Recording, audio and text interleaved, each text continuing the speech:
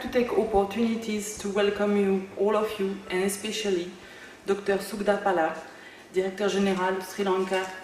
It's a great pleasure to welcome you, and I'm delighted to have all the stakeholders of bank and microfinance institutions here today. So there have been a lot of renewable energy options have been explored over the last several years, and the importance of using renewable energy has become utmost important at this juncture. So the biogas is one of such technologies which have enormous benefits. We call triple bottom benefits for countries like us. And as technology, biogas has been used in Sri Lanka and many other countries for over the last several decades. But unfortunately, the taking up this technology as a viable option, a popular option, is being barred due to several reasons. By people in need, in partnership with Jananthakshan, to promote biogas at a high scale, so we can promote it in wide range and wide scale in Sri Lanka. If you want to promote a technology in a country, the consumer or the end user should have the confidence that all the support system is around, so that the consumer has no fear of using that particular technology. It's like buying a vehicle. So one of the aspects of this project is trying to understand the capacity gaps and support different institutions to build this capacity. This is in partnership with Sustainable Energy Authority. We try to enhance this capacity building process that exists at the moment. And while we try to conserve energy, we have to make sure that the energy services demand by the future is catered for.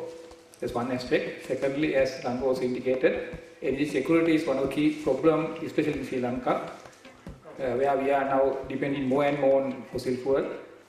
That this climate change issue is it has been addressed by looking at of course climate change, but more importantly the other the national priorities, like as I said earlier, energy security is one of the sub priority.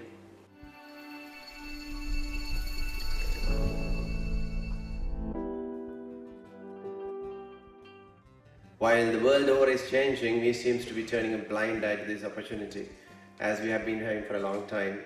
But like the Dr. Sugdha Pala mentioned, the challenges are there, and that's what we are supposed to address. I believe this is a story of Cinderella. When I see the vision of the internal rate of returns, the ROIs, all those things, numbers seems to be missing in some of the analysis when we talk about huge subsidies, not only as a form of energy, but as a form of environmental management and as a form of fertilizer support, the soil condition and etc. So it's not just one-way street, one activity, one aspect. It has its multiple abilities, and all these things that we are seeing, CPC losses, CB losses, fertilizer subsidy, 50 billion rupees by the government, but getting these eyes to open, this has been a real challenge.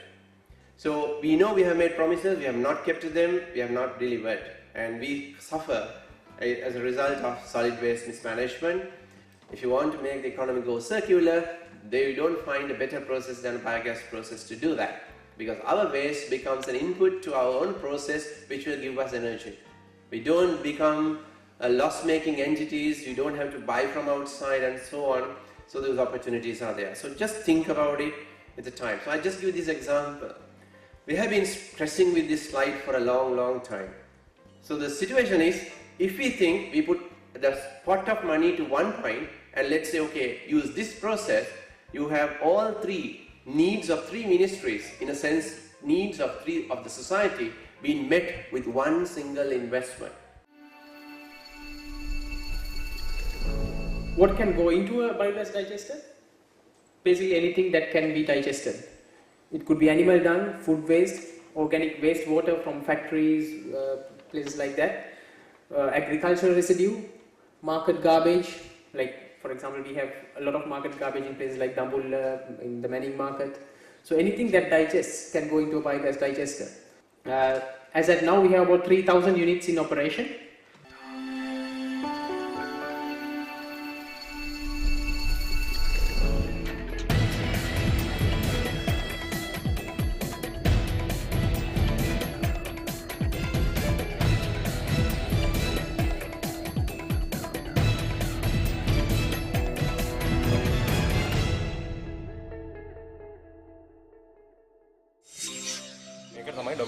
Biogas එක සාමාන්‍යයෙන් මේකෙන් litre 500කින් සාමාන්‍යයෙන් පැය දෙකමාරක් තුනක් වගේ කාලයක් වෙනකන් අපිට ආහාර පාන පියාල දෙයක් කරගන්න පුළුවන්.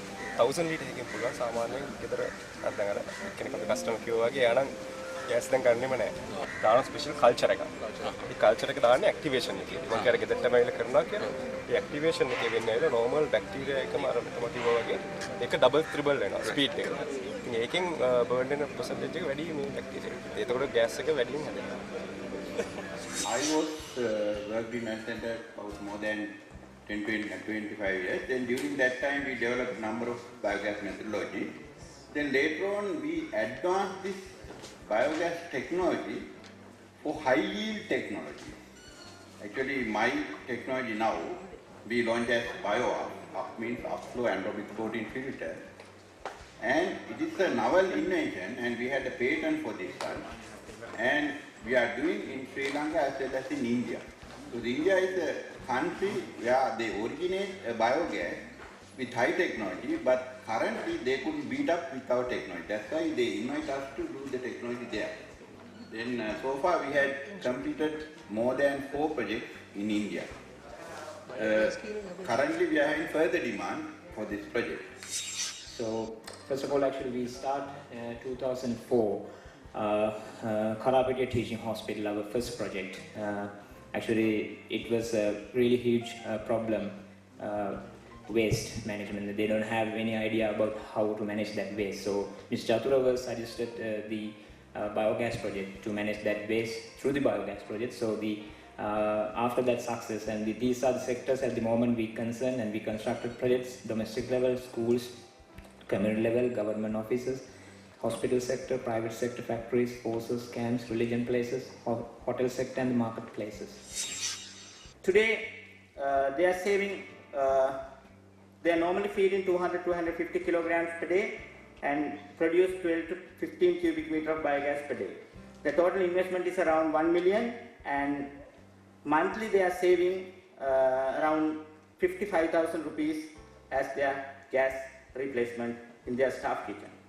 And in addition to that, now they have low usage in their cooling room because they have used the cool room to store their garbage until the municipal council people come and collect it.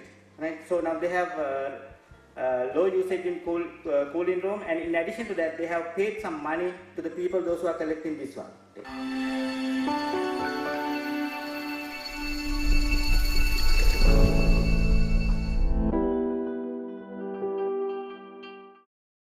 These are the things, biogas is the help to poverty reduction ultimately because it reduces health cost because health issues and reduce fuel cost also you can see and many percentage and reduce fertility cost also and the increase leisure time. Those are the areas coming to increase the income. For example, if you look at the reduce health and the reduce fuel cost, it saving some money.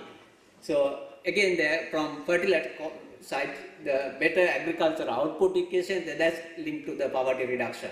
And it's a good income generating activities for SMEs, even the household level, and time savings also, especially the rural village level household, the time savings. Then time savings and so they can use the children education at the family level, and altogether it's a good tools for poverty alleviation.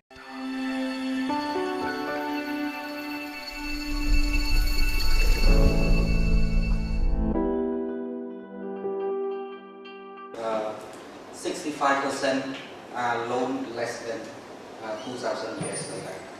We focus to the small loans because small loan can earn more interest rate than the big loan.